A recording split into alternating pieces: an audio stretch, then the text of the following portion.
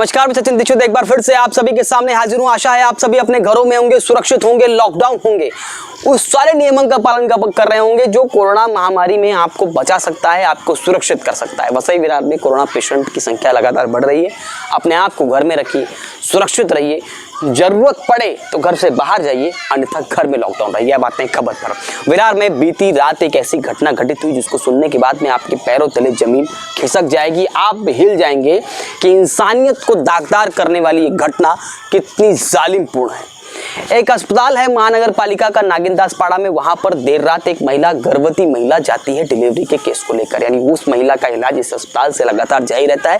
इसका प्रमाण हम आपको एक पत्र के माध्यम से, वो पत्र जो दिया जाता है अस्पताल के द्वारा, ये एक फाइल के रूप में होता है। ये मैं आपको स्क्रीन पर दिखा रहा हूँ। इसमें नाम भी आपको दिख रहा है महिला का नाम आमरीन हनुमान सिंह राठौर है।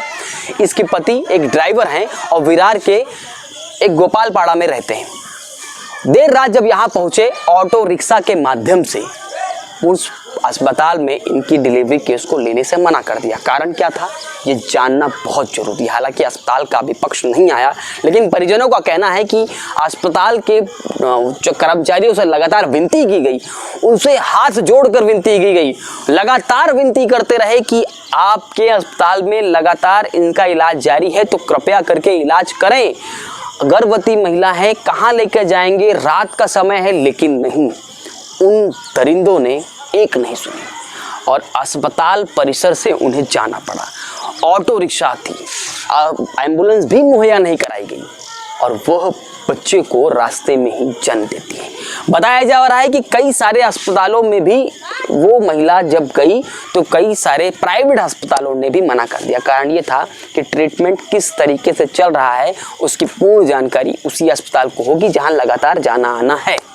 इसको लेकर कई सारे प्राइवेट अस्पतालों में, 2-3 प्राइवेट अस्पतालों में भी जाना पड़ा, लेकिन वहां पर मुना बलूच जो विरार के ही रहने वाले हैं, बहुजन विकास आघाड़ी के कार्यकर्ता हैं, उनसे हनुमान सिंह श्याम सिंह राठौर ने देर रात बात की।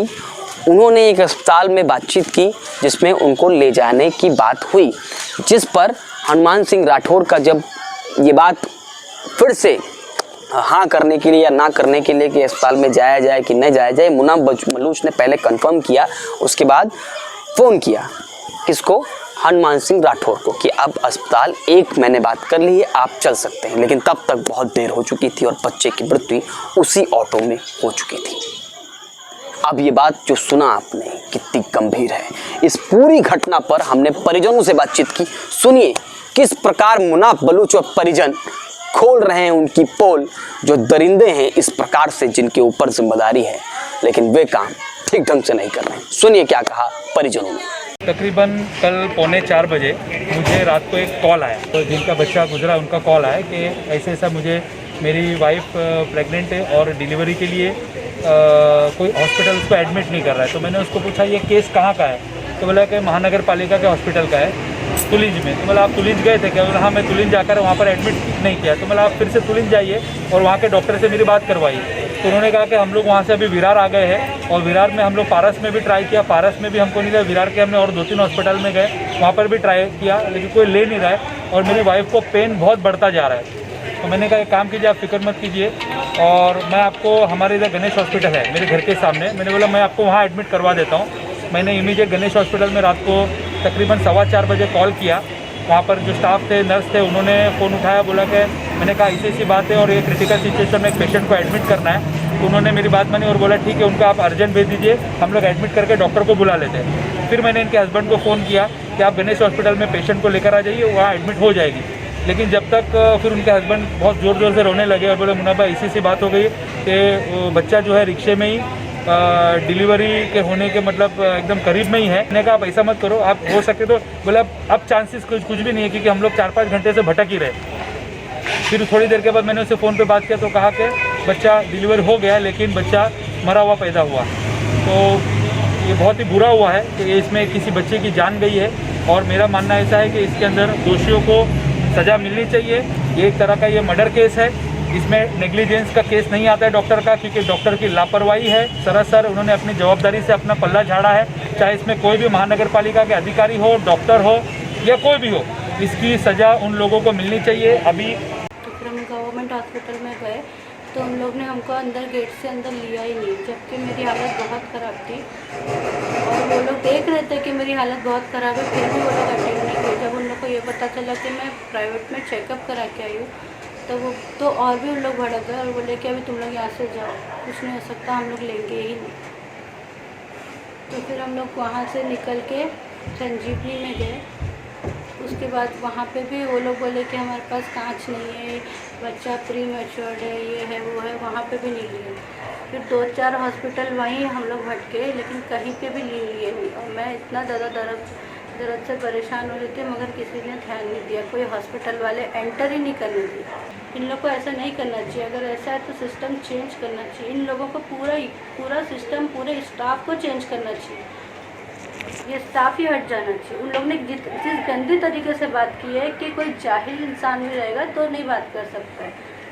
हम किसी के साथ ऐसे बात करें जब उसको तकलीफ़ है, और ऐसा था कि मेरे को कभी भी कुछ भी हो सकता था। अगर वहीं पे मैं मर जाती, मेरा बच्चा मर जाता तो कौन जिम्मेदार होता? मेरा बच्चा तो गया, मैं भी चली जाती। आपने ये थी परिजनों की बातचीत। वो ऑटो रिक्शा भी हम आपको दिखा रहे हैं जिसमें बच्चे ने जन्म दिया था, लेकिन वो अब इस धरती पे नहीं है। ये दुखद है, ये चिंतनीय है और कहीं ना कहीं ये बताता है सिस्टम का काम। क्या महानगर पालिका के अस्पतालों की ये जिम्मेदारी नहीं है कि जो भी मरीज उनके पास आए उसका इलाज सुनिश्चित करना, उसके इलाज हर संभव प्रयास इलाज के लिए करना, ये उनकी जिम्मेदारी नहीं है क्या? अगर उन्होंने देर रात उन्हें भेजा तो एम्बुलेंस की व्यवस्था क्यों नहीं की? अन्य अस्पताल में बातचीत क्यों नहीं की? वैसे तो अस्पताल से भेजना ही नहीं चाहिए था, लेकिन फिर भी क्या गर्भवती महिला के साथ ये सुलूक अगर ना करती तो क्या आज वो बच्चा जिंदा ना रहता? आज उस माँ की कोख सूनी हो गई कुछ गैर जिम्मेदाराना लोगों की वजह से। हालांकि पुलिस को एक एप्लीकेशन दे दी गई है विरार पुलिस स्टेशन में, जो आप स्क्रीन पर देख रहे हैं। हालांकि विरार पुलिस स्टेशन की तरफ से कहा गया है कि हमने आपकी एप्लीकेशन तो ले ली है, लेकिन मुकदमा दर्ज तुलिन पुलिस स्टेशन पर होगा क्योंकि मामला वहाँ का है। तो अब परिजन वहाँ जाएंगे, लेकिन घटना बहुत गंभीर है। आगे किसी महिला के साथ ऐसा ना हो, इसके लिए प्रशासन निश्चित रूप से कार्रवाई की तरफ बढ़ना चाहिए और इस पूरे मामले की हकीकत डॉक्टरी पक्ष से यानी उस अस्पताल के पक्ष से क्या है, ये भी पता करना बहुत जरूरी है। आज के लिए इतना ही, धन्यवाद।